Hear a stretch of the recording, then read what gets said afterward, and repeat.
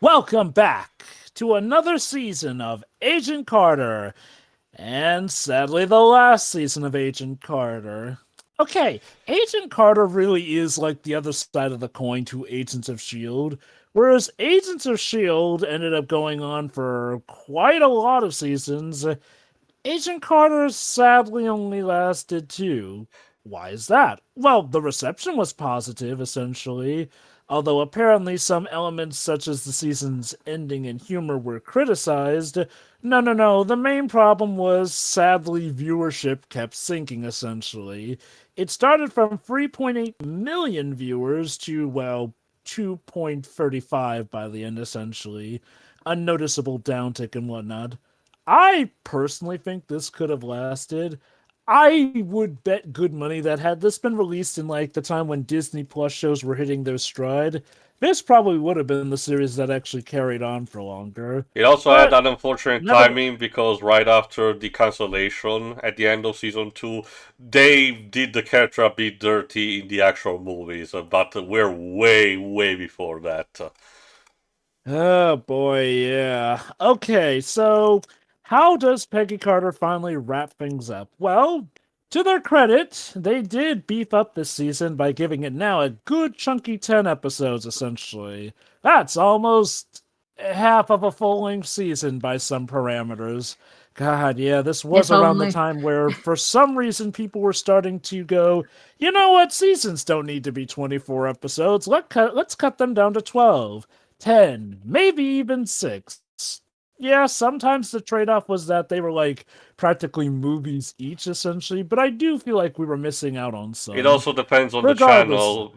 Famously, Murder She Wrote had seasons of 22 episodes, and each of them was lasting between 40 and 60 minutes. So, uh, so yeah, with this, of course, tying in with Agents of S.H.I.E.L.D., Season 2 was aired between the Season 3 mid season break of Agents of S.H.I.E.L.D.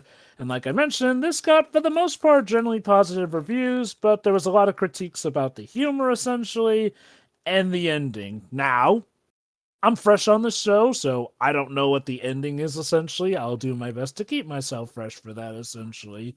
I can't But let's believe see. Agent Carter just took a dump on the shield.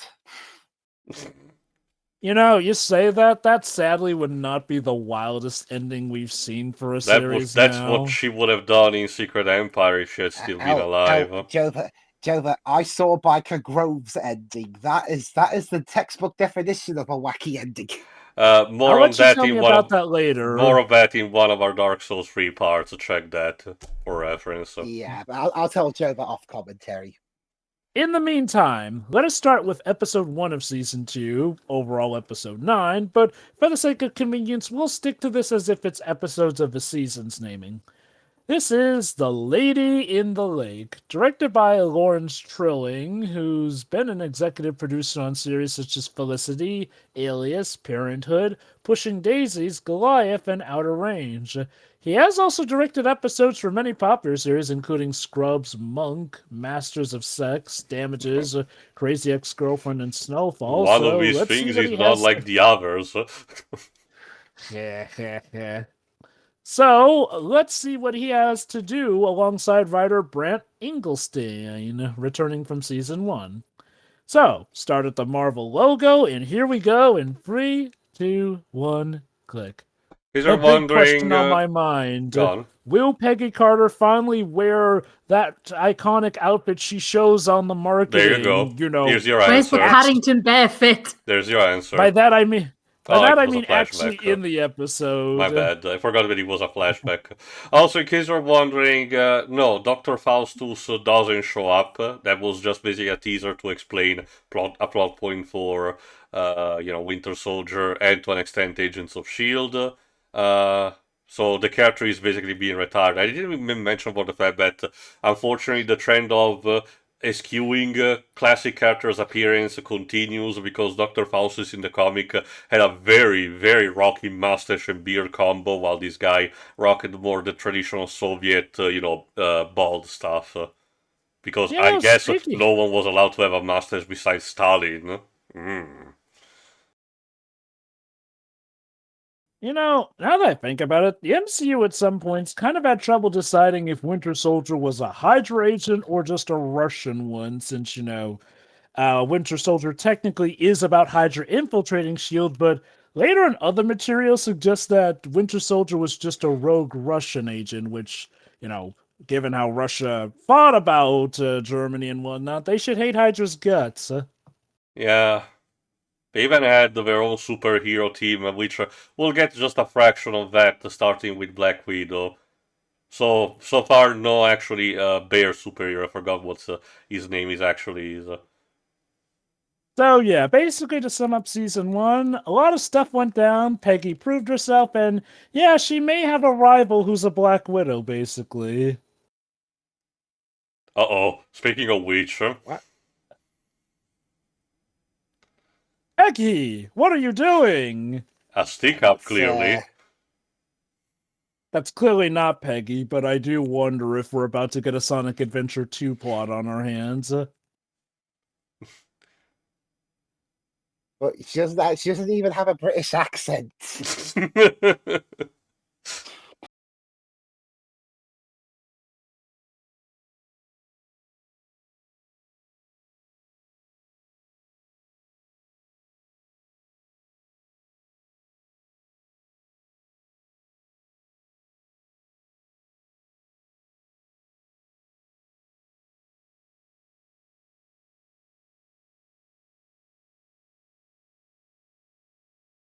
Hmm.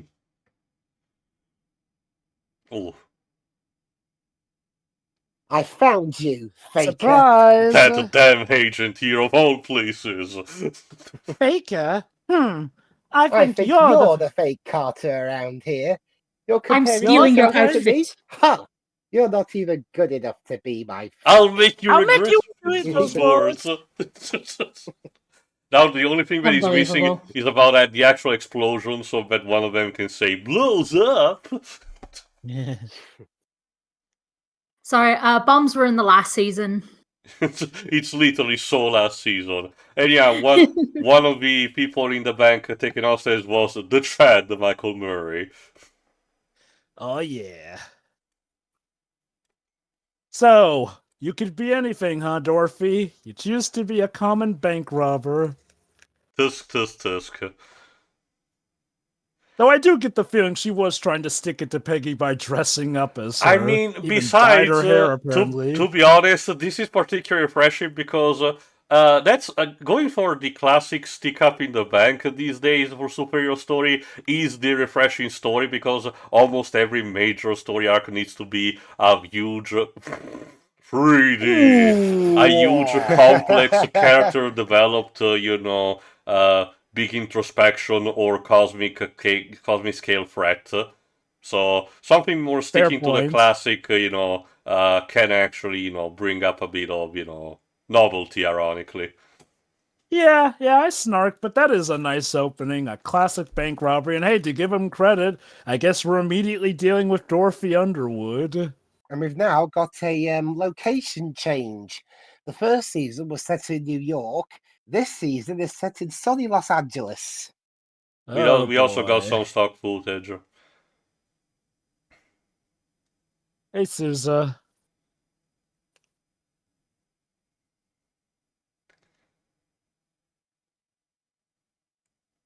What did they? What is that shirt? Why did they change location? I wonder. Were they fed up of it raining in New York? Maybe they didn't want to spend it that much to film in New York. Okay, question. Was this a case of the story dictating the location, or was there some behind-the-scenes stuff that dictated that it needed to be filmed? Possible. If I had to Los guess the Angeles? letter, let me see if it's mentioning. California and their tax credits.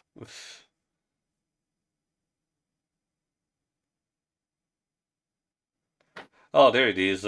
Discussing the series location move, head of Marvel Television Jeff Loeb, oh, great, explained that Agent Carter Season 1 took place in New York in 1946. It wasn't like we could go to New York and find 1946, so we shot in LA.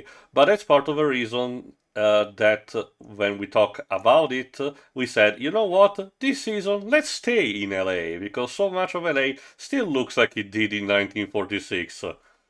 Jonah, want to elaborate? Convenient. Okay, he probably means that in a good way in the sense that LA does keep a lot of architecture That's a from the old localize. days, partly for that cinematic flair and whatnot. And like a lot of LA does have more palmy beach areas which aren't changed as much. That's basically that's kind of like the BBC's logic in we're back in New York. That's like the BBC's logic with what they're doing with Casualty soon. It's basically, we've had the show filmed in Cardiff for like over the past decade, in spite of the fact it's supposed to be the southwest of England. Let's just move the whole show in universe to Cardiff, because it's not like the NHS is different there or anything. So the villain's Mr. Freeze, apparently. Clearly. Mr. Freeze. I mean, frozen in a solid block of ice, that's kind of his MO. No, they just fished out Mariah Carey. It's about time. No, it's it's not. We're recording this even before. Okay, I want to. The cost of making the part Listen, dated. it'll take a while for her to defrost. We got time, okay? We're literally recording this before Halloween. Christmas doesn't start before that. I'm sorry. It starts in a week. Tio, you're gonna have to tell that to a lot of retail stores that are already still selling some Christmas memorabilia now. Christ. Hey, yeah, exactly, Christmas. No, some shops have been selling Christmas stuff for at least a couple of months. So it looks like the thing Dorothy was after was this metal thing.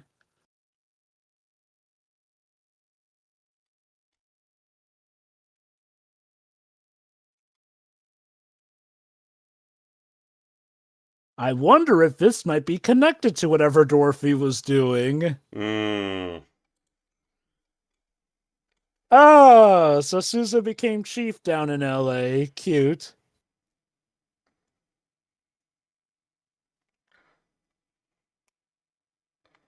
Bloody hell, it's a bit harsh.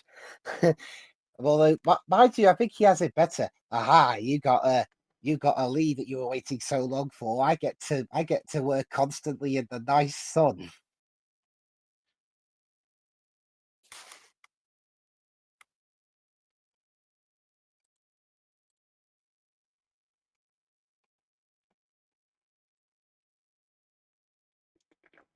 Or one girl.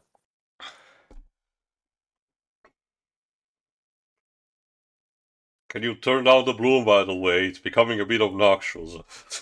How else can we show you that we're in sunny golden Los Angeles? Like he said, the aesthetic tries, or not just the aesthetic, but also the way the shots are composed and the lighting try to emulate some series like say Poirot that really did wanted to, in order to capture the old time, wanted to have this exact kind of filming choice. But I can tell it was already a thing in season 1, but not that much to note. But yes, we are really cranking out the bloom. It's one thing I've noticed that whenever someone wants to shoot things in like an old-timey time without it being a flashback, they like to give it a golden glow to give the sense that we're in the golden age and all that.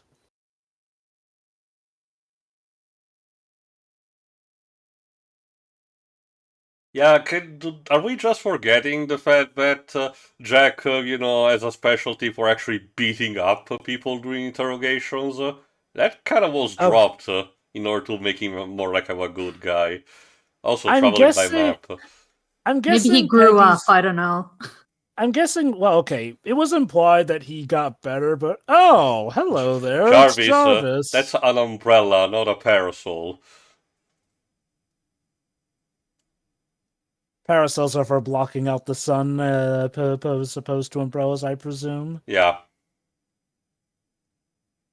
Like, he does project a shadow, I will grant him that, but...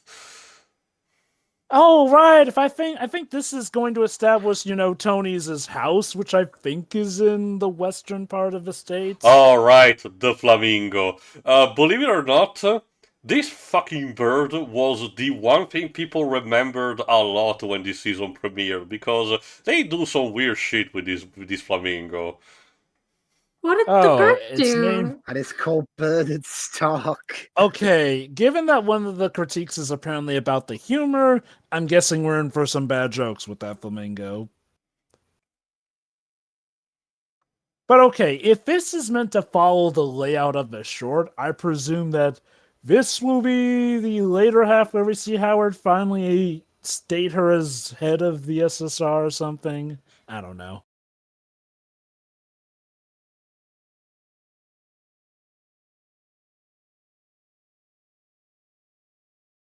The fiends.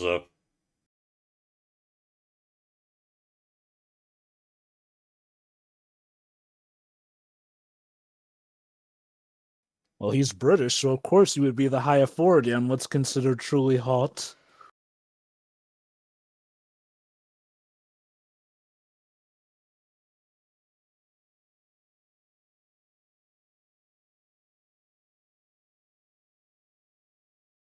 Why is Howard Stark, harboring a flamingo? The better Rich question people have Because- weird hobbies. Yeah. I get that he's supposed to be quirky and kind of weird, but especially if that's an illegally transported flamingo, Although- that just seems dumb. To be fair, it's He's 40s opening- America. Nobody Plus cares. Plus, he's That is opening true. he's opening a what they called earlier a moving picture studio. So who And knows? Tim- Maybe he wants the flamingo to be the mascot. And not just 1940s America, Tio, 1940s Los Angeles America, so morals are going to be loose.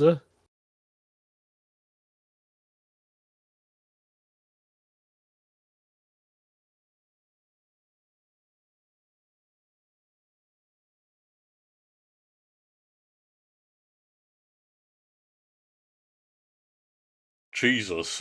Why? Wow. I mean, it seemed like they were doing good at whatever they were Clearly, doing. the problem, as told us by the Ghostbuster Limited series, clearly the problem are the glasses. They're too pointy, meaning that the children might get the wrong idea out of that. They need to be rounder. Also tap dancing, I'm pretty sure that's what that was. Well, yes, I get that, but whatever show they were auditioning for.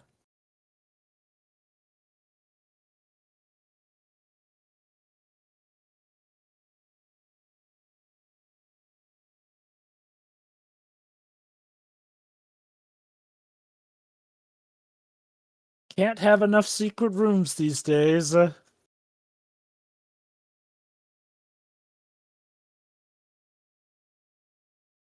Lovely.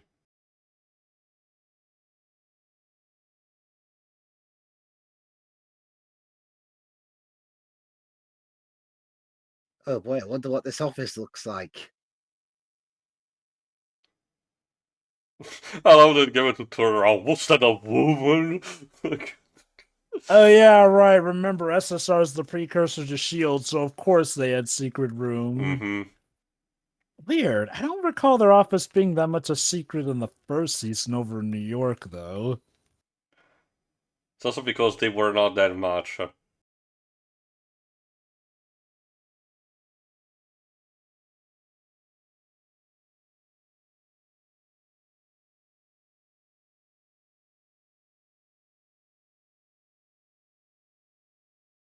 Right. You're a terrible liar. Awkward.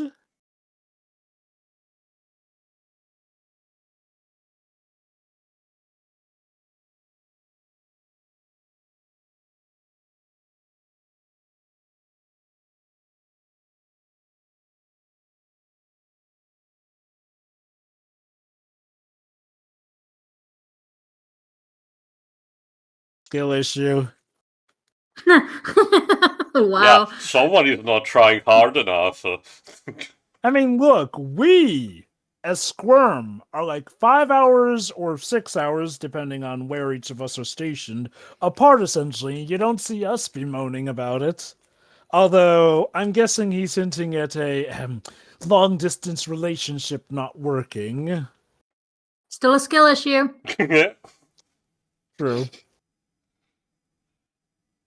Especially if she was legit about to date you, my dude. Like, weren't you all about, Well, considering how at the end of season 1 they were not in the best of moods because he was legitimately convinced she had betrayed them for a good while. So. Despite everything. Mm-hmm. Again, from his perspective, it wasn't the best look for her, and thankfully he was the first one to wisen up. All right. So let's check the body. And see if we need to update the autopsy report. Oh, God. Hmm.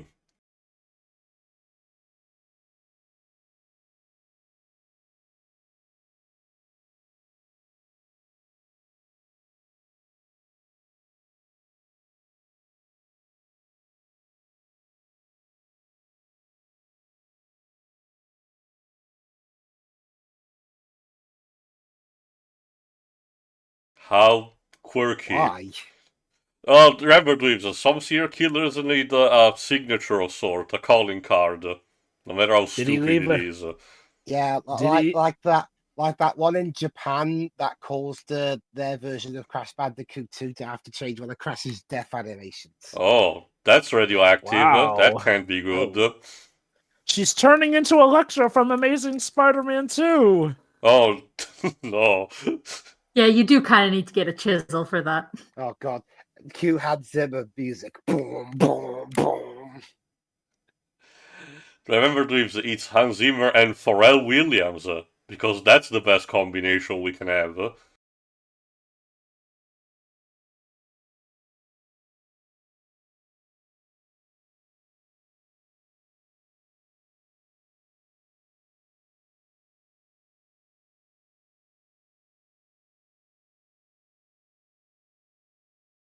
Wow. See you over my name. Yeah, I This can tell. needs some help. I can tell about the shift in tone where, we're trying to push up more the comedy and, a bit less on the drama, while the first season was definitely trying to have the same tone of First Avengers. Like, the thing with the first season was it could have comedy, but it first and foremost focused on the fact that it was 1940s, complete with the quirks and the problems of the 40s, and oh Peggy having god! to rise above Uh-uh. that. Wasn't there a Sorry, better way to cut to the next shot? I'm sorry, we seem to have stepped into a rough Dowd story. No, I'm actually reminded Sorry, instead of the. Rhoda. I'm saying instead reminded of the Cat in the Hat of 2003. Oh, But God. Rodell, yeah. But Yeah, here's the thing. Thankfully, there's no anti-Semitism here. Anyway, this story again, I forgot, how much the percentage or the ratio is for the entire season, but there is still a serious story undertone and a story arc throughout the season. So, but they clearly trying to emphasize a bit more on the comedy, and it seems to be at least a couple of time miss when hit. So you know what I'm reminded of with this.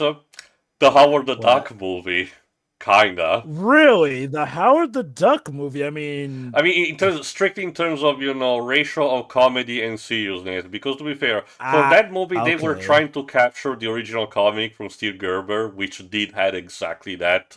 It was just the execution that was faulty, But I'm kind of getting a bit of a similar vibe from this. We're not to the point of the, frankly, overly told and dreaded comedy moment of Joss Whedon-esque, interrupting a serious moment to have small talk or lampshading something. So thankfully, so far, we don't really have that. But you can definitely tell when the story wants to stop and have a laugh.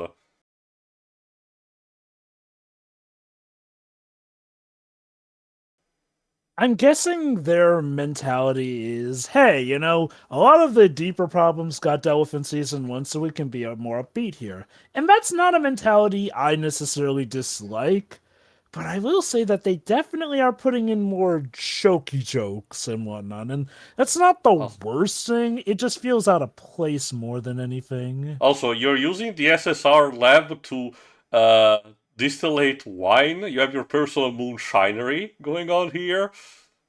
Okay, so I'm guessing the idea is like, Carter's here to do this case, but she sees, okay, this bureau over here really needs the help, so I'm guessing the mentality for moving the show out west is basically to have her come in and help whip them into shape. You could say she wants to make a man out of them. Clearly.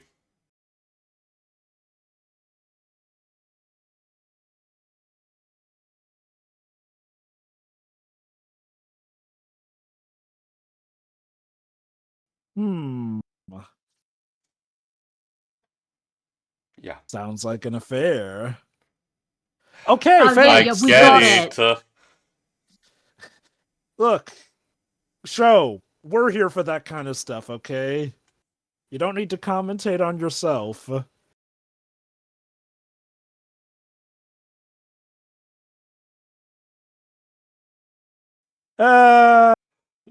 This is Jesus. awkward. Yeah. Jesus. He's trying to steal your love interest right in front of you. Yeah, again, I can really see why a lot of, people were potentially tipped off by the shift. That I wonder if that may have gone hand in hand with why viewership declined. Like, okay, obviously viewership declines over time with a show more often than not, but typically the idea is to have it maybe stop at a certain point and get a consistent viewership. But this one seemed to lose viewers with each one. I'm not saying that the humor would be the sole reason, but I can definitely get somebody who was a fan of season one not digging the overall ratio of humor to seriousness, at least in this first episode.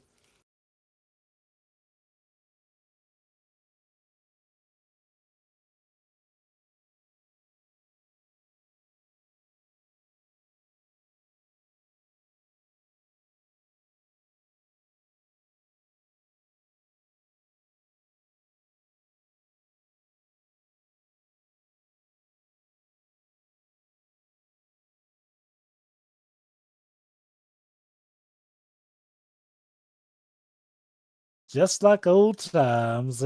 Except now the chief's actually in her corner from the start. Wow, his wife has a name. Also, it's very convenient that a lot of our friends just all happen to be in LA. Even Howard Stark and Oh, God. Jarvis. Okay.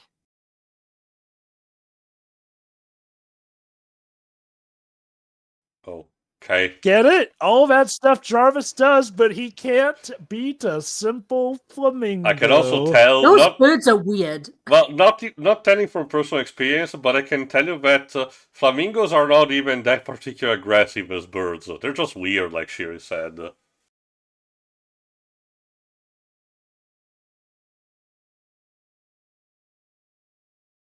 Yeah, again, as I mentioned in season one, this season also serves to discourage people who wanted to ship, Peggy with Jarvis. Okay, you know what? Credit where it's. That's your Okay. wife, douchebag. Dude, your wife's right there. Jesus.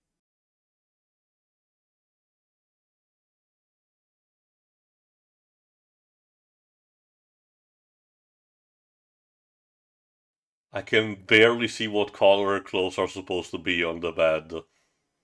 So we finally get to meet the missus on screen proper. How nice. Let me check who she's played by while we're at it. She actually exists. Oh, but yeah. Oh, well, this is the first time I think we've heard her name. Anna. Yeah. She's played by Lot Verbeek, a Dutch actress, a dancer and model.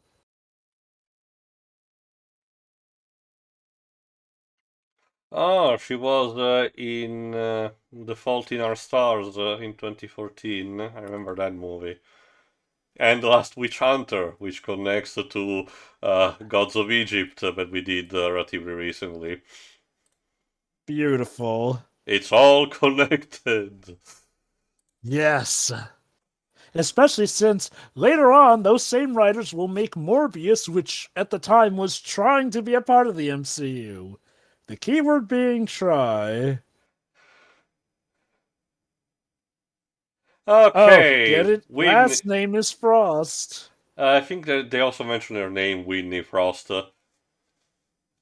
And we're dealing with an ice-themed villain. Well, I wonder. Okay, I don't remember if she's tied to her or not, but that's worth noting that that's another comic character, although it's a clearly different interpretation. In the comic, Whitney Frost is actually one of the very few, actually, believe it or not, Italian important characters from the Marvel comics, specifically the daughter of Count Nefaria. Or, while adopting, the name Whitney Frost, she became instead the super villain Madame Mask, the leader of the Maggia. I mentioned them in Spider-Man Shattered Dimension, but as a reminder, similar to the DC universe, where you're a regular gangster in a world of superheroes, you have to adapt or die. Usually you think about the Kingpin, for example, but the Maggia tends to be a conglomeration of big mafia families, and they tend to have leader figures in them, and Madame Mask tends to be one of them. She normally doesn't have a lot of special stuff, she's just good with a gun. Occasionally she doubles in resisting to telepathic powers, and I think she had a couple of small magical powers at one point, but that's kind of it. She's very grounded. So she's the kind of villain that would kind of fit this, admittedly. But I know that they're doing something different with her.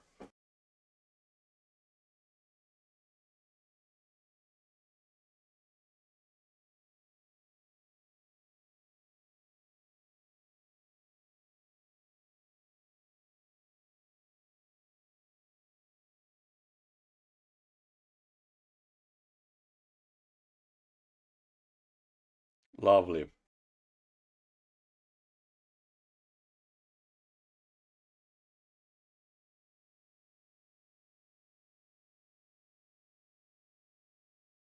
Sure. Well, that one's lovely.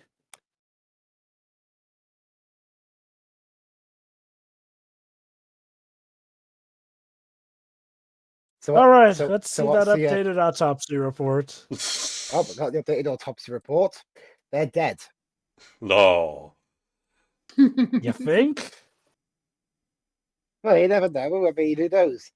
Probably somewhere out there was an autopsy report of someone Uh-oh. being alive. And Yeah, updated autopsy report. The coroner's dead. Oh. He was literally frozen today. So we got 2 autopsy reports. Although, how are we going to do one of them, considering he's just fallen to pieces there as a mystery? Cause of death, Sleep up- fatality via Sub-Zero. There you go. You know, it's funny. Sub-Zero's crossed over with DC, but not Marvel. Because Warner Bros. Owns NetherRealm Software Studios, sorry. Honestly, also, the comics of Mortal Kombat have always been Malibu property, and I always hated them because of that, because the art was always ugly of that. I Also, really need look, to find Tio. a Malibu comic that is, actually good looking. Yes? Oh, the carrot It's got and the carrot and then the stick. So we did remember that, actually. Some He's still habits in die his hard. habits. I mean, the closest you get to a minor positive out of this is battle of equal opportunity, for whatever the hell that means.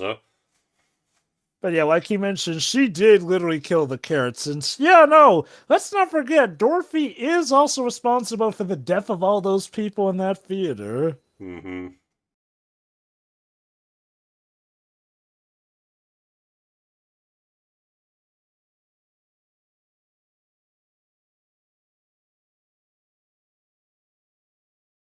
Famous last words.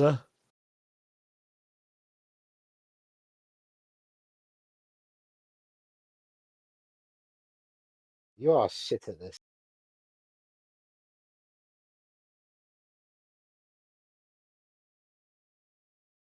Oh, Doc, you're going to, well, love might not be the best case, but get ready for quite a science experiment. Hey, at least because of how long the body was frozen, it probably doesn't smell that bad in there. Don't vacuum cleaners exist in this time? Well, Okay, I think it's important if they collect each piece separately to analyze if there's something peculiar about them.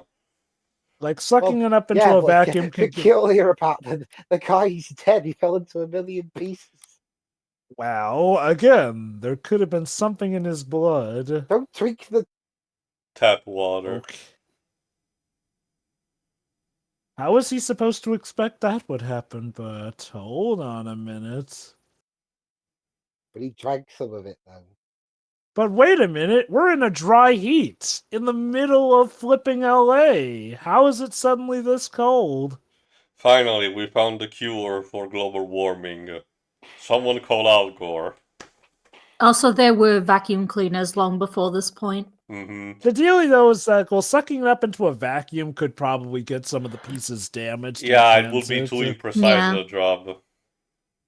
Like, you would still have them in, like, the holder thing, but yeah, you probably wouldn't be able to use them.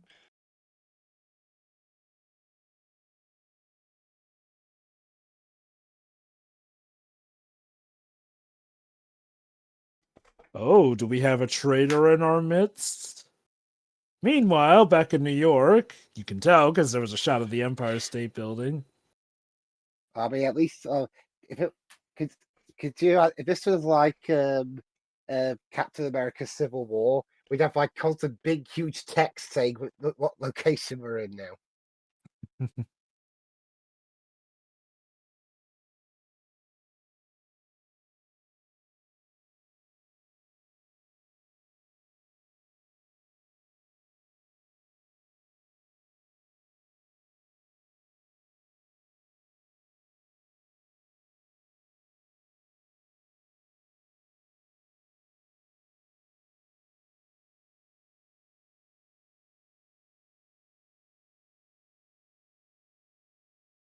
Ow.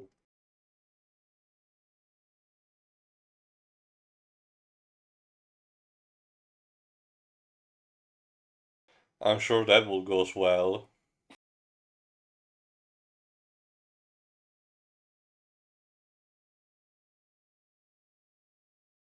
Because we're the FBI, you always get the prize.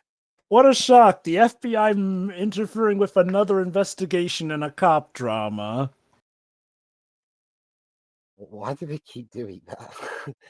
I mean, typically, whenever you want to make, one police force look like, the good guys compared to the douche force, it's typically the FBI that show up to muscle in because they have higher jurisdiction. And they always tend to be dicks about it. Oh, but hey, with a leader like J. Edgar Hoover, who would imagine that the FBI might be a bit dickish at the worst of times? Well, being non-American, I know I have more of a beef with the CIA, but you know.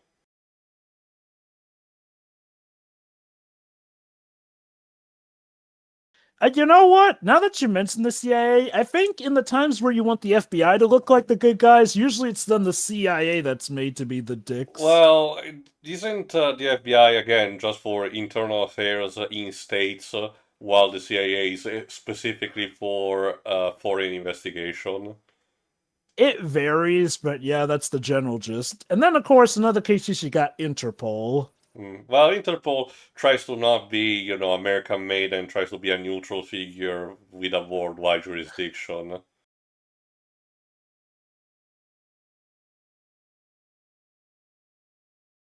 Okay, Batman. That reminds me, I did ask you in the past about, considering these two polar extremes, where does Pinkerton think fits in? Okay, Pinkertons. Basically, they were a security force, but let's be honest, they could be used as kind of brute muscle in the sense, like, Clearly. Are you? Sure. Yes, I'm a good guy! I say as I wave my gun in your face and hold you at gunpoint. It's just a party popper. So See? is Well, that. it looks like the party started. Hello.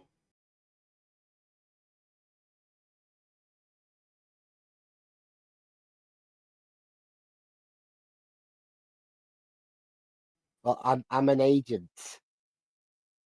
An Agent Carter.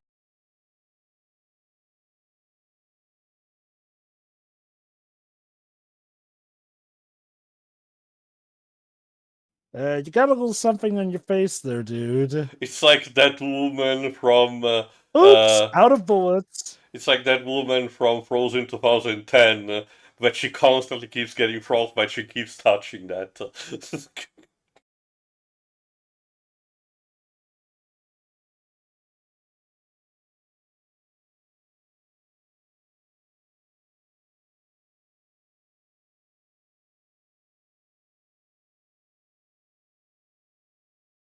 Idiot. He was probably not going to tell us anyway, but still, god damn it. The LAPD at work, ladies and gentlemen.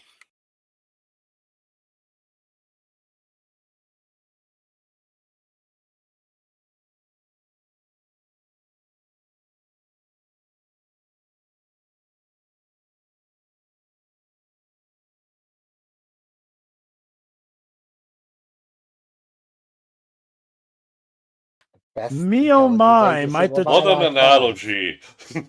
me oh my, might the Chad Michael Murray have daddy issues?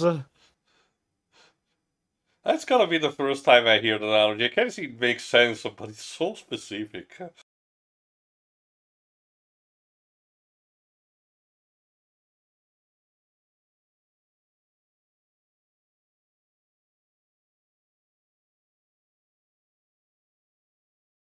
Get it? It's ironic because that's not what's gonna happen.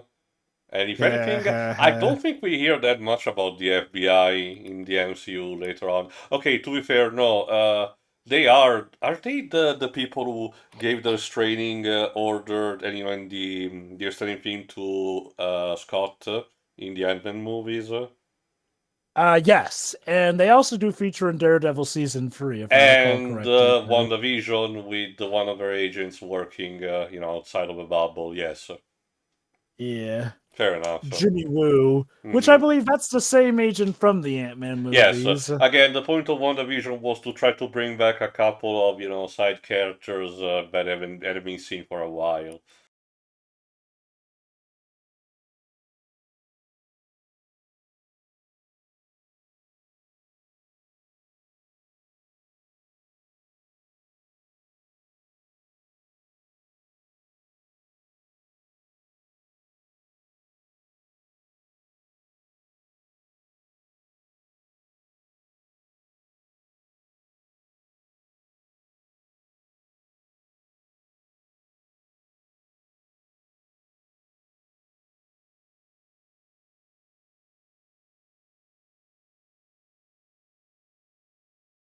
Well, he yelled at me, banging on about how he was the good guy.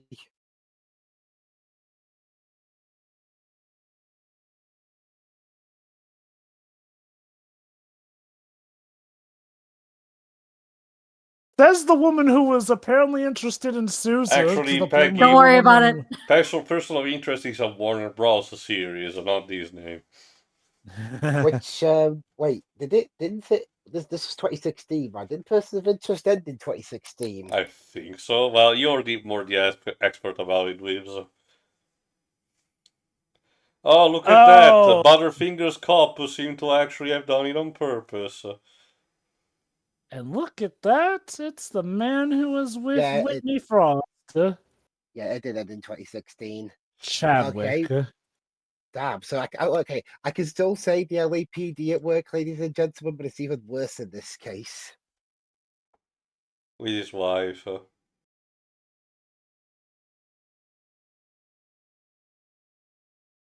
Buzzing. She's aware of him tipping his pen into someone else's ink.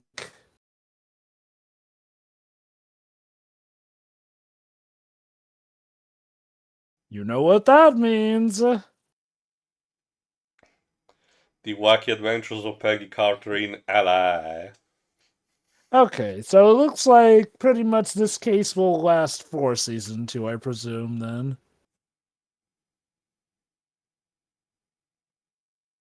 I love it. Peggy says, "Oh, I'm sorry, I can't get into with people's interest," but then literally 2 scenes later, she's clearly hitting on Sousa. It's like, you could have just told the scientist no, Peg.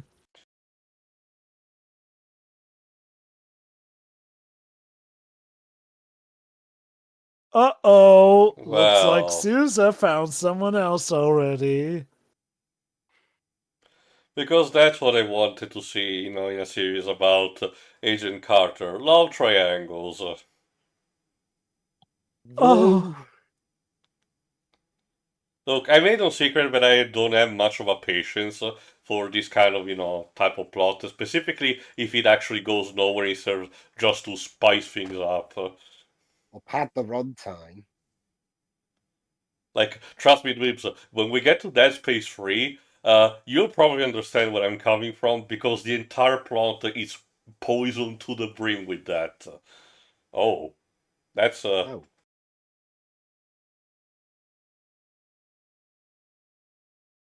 Wait, Well, was that's he something. behind it? it's the Venom doctor? symbiote. Oh wait, we can't, we don't have the rights to that yet.